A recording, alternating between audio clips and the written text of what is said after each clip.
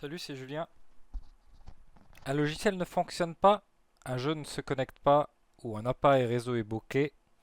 Le problème peut venir du pare-feu Windows. C'est quoi le pare-feu Windows? Le pare-feu Windows permet de contrôler quelles connexions réseau sont autorisées ou bloquées. C'est un peu comme un gardien qui décide quelles portes peuvent être ouvertes ou pas. Exemple concret, un logiciel ou un serveur sur le port 8080. On va imaginer qu'un logiciel ou un service utilise le port 8080 mais que Windows bloque la connexion.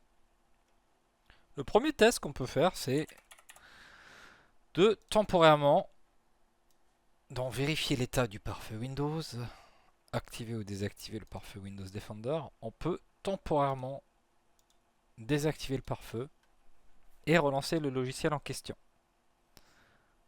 En réalisant cette méthode, on peut simplement vérifier si après avoir désactivé le pare-feu, le logiciel va fonctionner.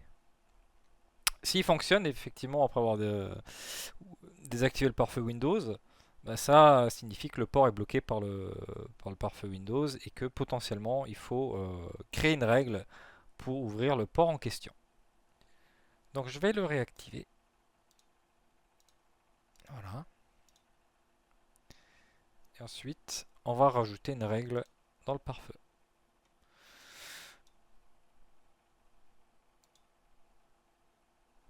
Dans règle de trafic entrant, nouvelle règle.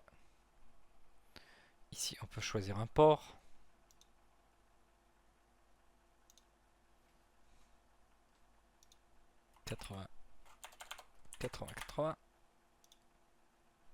Autoriser la connexion. Les trois, donc domaine privé public. Bon. Et si on vérifie, la règle devait apparaître dans le listing à l'écran. Donc là, le port est ouvert.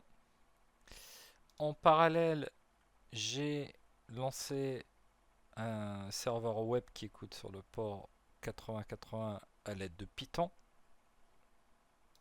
Et maintenant, je peux lancer le PowerShell en tant qu'admin et utiliser la commande qu'on a vue précédemment, net test connection 127.0.0.1, enfin localhost, port 8080.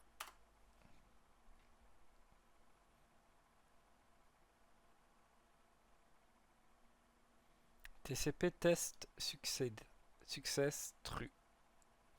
Donc c'est tout bon. Au passage, si je ferme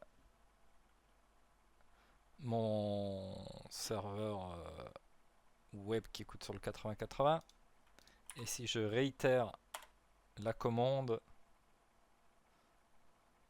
cette fois-ci j'ai un message d'erreur failed. Tout simplement parce que j'ai plus rien qui écoute sur 8080. Donc c'est une commande à utiliser avec précaution parce que si j'ai rien qui utilise le 8080, ça me marquait fail tout simplement. TCP test succeeded false. Donc voilà. Un petit rappel de sécurité assez important. N'ouvrez jamais un port inutilement. Chaque port va augmenter la surface d'attaque potentielle sur un PC. Par exemple, si on ouvre le port d'une connexion à distance, d'un bureau à distance sur Internet, ça peut être assez dangereux. Et en bonus, je vais vous montrer comment ou désactiver ou supprimer une règle. Il suffit de cliquer dessus, désactiver la règle, elle est désactivée. Et si on veut la supprimer, il suffit de cliquer dessus, supprime, êtes-vous sûr de vouloir supprimer? Oui. Et la règle qu'on vient de créer disparaît tout simplement. Donc voilà comment ouvrir simplement un port dans le pare-feu Windows. A très bientôt.